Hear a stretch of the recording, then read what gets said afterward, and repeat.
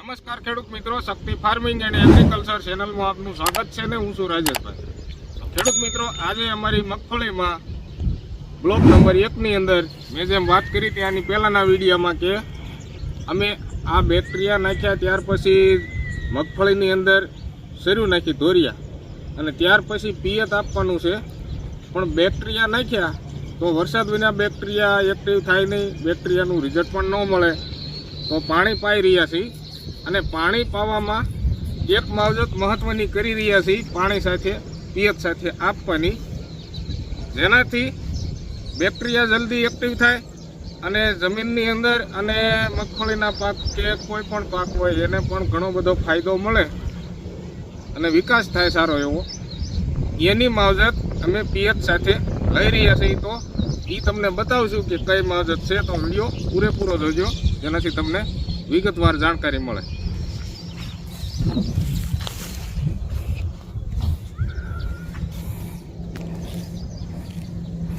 તો મિત્રો, આ ગિરનાર 4 મગફળી કોઈ નવા મિત્ર જોઈ રહ્યા હોય વિડીયો તો 26ની જાળીએ વાવેલી છે બ્લોક નંબર 1 ની અંદર, અને બ્લોક નંબર 2 એટલે કે બીજું ખેતર એમાં પણ ગિરનાર 4 આ જ રીતની 26ની જાળીએ વાવેલી છે ને આ છે પિયત ચાલુ, અને 5 ધોરિયામાં પાણી જાય છે, 5 શેરું અમે જે આ મેન પાણી આલ્યું આવે ને એને ધોરિયો કહી, અને આ જે મગફળીમાં આલ્યું જાય એને અમે શેરું કહી, તમે જે કહેતા હોય તે અમે આને શેરું કહી। 5 શેરુમાં આલ્યું જાય છે, જેનાથી છોડની બાજુમાં જે માટીની પાળી હોય એ કમ્પ્લીટ પૂરેપૂરી રીઝી જાય। તમને હું થોડુંક ઝૂમ કરીને બતાવું, જેમ કે છોડ લગી માટી બધી ભીની થઈ જાય એટલા માટે આપણે બની શકે તો આવી રીતનું જે શેરુમાં પાણી આવેલું જાય છે અમે 5માં જવા દઈએ છીએ, કારણ કે આની સાથે એક માવજત ચાલુ છે પિયત સાથે આપવાની, એટલે થોડુંક પાણી પીડથી હાલે તો ઉપલા શેઢેથી પસાટ સુધી એ આપણે વસ્તુ જે પાતા હોય એ પહોંચી જાય, નહીંતર અમે 10 શેરુમાં જવા દઈએ અને કમ્પ્લીટ જમીન ભીની થઈ જાય એ રીતે પાઈએ છીએ પાણી દર વર્ષે મગફળીને। તો મિત્રો, હવે તમને જઈને હું બતાવીશ કે અમે કઈ માવજત લઈ રહ્યા છીએ, અને માવજત છે જૈવિક, કોઈ કેમિકલ નહીં અને ખર્ચો પણ ઓછો એવી માવજત લઈ રહ્યા છીએ। અને આ બ્લોક નંબર 1 ની અંદર મગફળી છોડની હાઈટ થોડીક મીડિયમ છે, જેમ કે અમે આ મગફળીના છોડનો ઓછો વિકાસ થાય અને ફ્લાવરિંગ સારું આવે એના માટે કોઈ વધ અટકાવવાની દવા નથી સાટી, પણ ઋતુતાના ફ્લાવરિંગની દવાના 2 છંટકાવ લીધા છે, એનાથી વધ નથી અટકતી, પણ વરસાદ અમારે આ રાઉન્ડનો નહોતો એટલે થોડીક વરસાદની તાણ રહે એટલે વધ થોડીક ધીમી હતી। તો આ રીતની છે મગફળી, અને હવે આ છે એ માવજત પિયત સાથે। તો મિત્રો, આ ડોલની અંદર જે આ દ્રાવ્ય છે દ્રાવણ પાણી એ તમને હું ડબલું ભરીને બતાવીશ।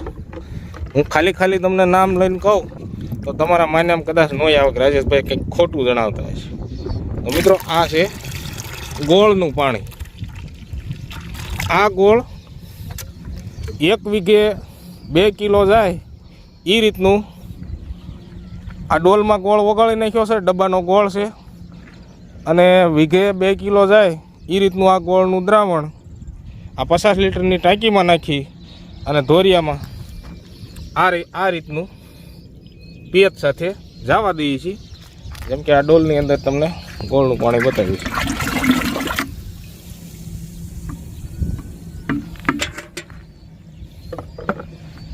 તો મિત્રો, આ રીતની અમે માવજત લઈ રહ્યા છીએ। હવે આ માવજતથી ફાયદો શું મળે એ તમને હું વિડીયોમાં જણાવીશ। તો મિત્રો, આ ગોળના દ્રાવણ પાણી સાથે પિયત સાથે પાવાથી શું ફાયદો મળે કે એ મેં વાત કરી કે બેક્ટેરિયા જમીનની અંદર આપેલા હોય, આપણે વરસાદ ન હોય ને પિયત પાઈને આપણે બેક્ટેરિયાનું રિઝલ્ટ લેવાનું હોય તો ખાલી જો આપણે પિયત આપી દઈશું તો બેક્ટેરિયા થોડાક એક્ટિવ થવામાં વાર લાગશે, ઓછા પ્રમાણમાં બેક્ટેરિયા એક્ટિવ થાય અને રિઝલ્ટ પણ થોડુંક ઓછું બતાવે. કારણ કે વરસાદ ન હોય એટલે ભેજવાળું વાતાવરણ ન હોય, ઠંડુ વાતાવરણ ન હોય, થોડુંક ગરમીવાળું હોય વાતાવરણ, એના હિસાબે ઓછા એક્ટિવ થતા હોય છે બેક્ટેરિયા. તો મિત્રો, આ ગોળનું પાણી પાવાથી જમીનની અંદર કોઈ પણ જૈવિક બેક્ટેરિયા એટલે કે જૈવિક જીવાણુ, જે મિત્ર બેક્ટેરિયા છે, જે મિત્ર જીવાણુ છે, જે જમીનની અંદર સારો એવો વિકાસ કરી અને છોડને પૂરતું પોષણ આપે છે મૂળ સુધી, અને મૂળ દ્વારા છોડનો વિકાસ થતો હોય છે. તો આ બધા જે જીવાણુ છે જમીનની અંદર રહેલા, એ જો આપણે કેમિકલ કોઈ વાપરશું તો એનો નાશ થઈ જાય. કેમિકલનું રિઝલ્ટ આપણે 2-5 દી જોવા મળે કે ભાઈ આમાં થોડો ફેર દેખાય, બાકી એમાં પૂરતો વિકાસ કોઈ પણ પાકનો ન થાય. અને આ રીતનું ટૂંકું રિઝલ્ટ બતાવતું હોય છે. જે કાંઈ આપણે નિયંત્રણ માટે રિઝલ્ટ મેળવવા માંગતા હોય કોઈ કેમિકલનું, કે ભાઈ ફૂગ છે તો ફૂગજન્ય આપણે કોઈ કેમિકલ વાપરતા હોય પિયત સાથે, તો એમાં પણ 4-5 દીના રિઝલ્ટ હોય ને ત્યાર પછી પાછી ફૂગ એક્ટિવ થતી હોય છે. તો મિત્રો, આપણે જમીનની અંદર જ એવા જૈવિક બેક્ટેરિયા કે એવા જૈવિક જીવાણુ કે જે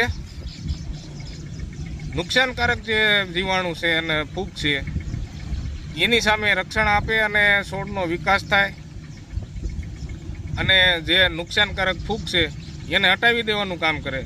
તો એ છે આ બેક્ટેરિયાની માવજત, ને એ છે આ ગોળની માવજત.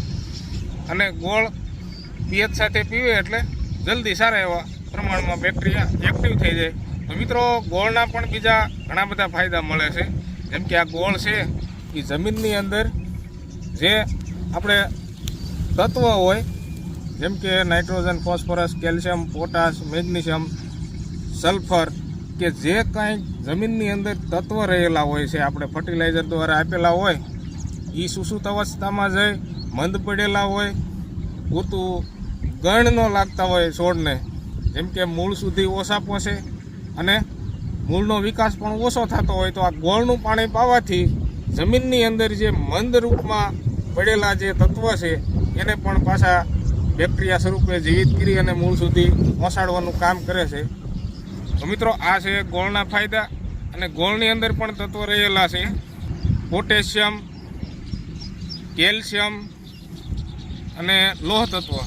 આવી રીતના ગોળની અંદર પણ તત્વો હોય છે. તો એ પણ થોડા ઘણા આપણે જમીનની અંદર પાઈ તો છોડને મદદરૂપ બનતા હોય છે આ તત્વ. આ તત્વ છે જૈવિક. તો મિત્રો, જૈવિક ઇલાજ જો બને ક્યાં સુધી થતો હોય તો આપણે કેમિકલ ઓછું વાપરવું જોઈએ. અને આજે મેં ગોળની પાણી જે પિયત સાથે પાવાનું મેં જણાવ્યું તમને, તો અમે આ પહેલી વખત નથી પાઈ રહ્યા.